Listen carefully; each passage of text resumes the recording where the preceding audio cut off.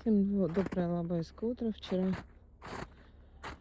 сказала подписчица или зрительница, не знаю как точно, постоянно зрительница, что сегодня снег потает, будут видны кротовые норы, но пока что в 8 утра 14 января чудо не произошло пока что. Но снег мягкий уже тает, садится, ночью был дождь.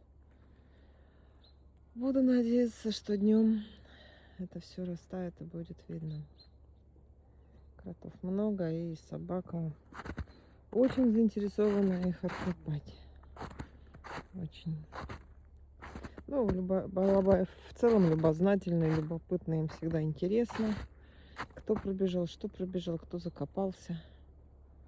Вот, но здесь много кротиков, надеюсь. Ну, вчера я сказала, что завтра, послезавтра, скорее всего, все оттает. Ну, будем надеяться, что послезавтра точно увидим тут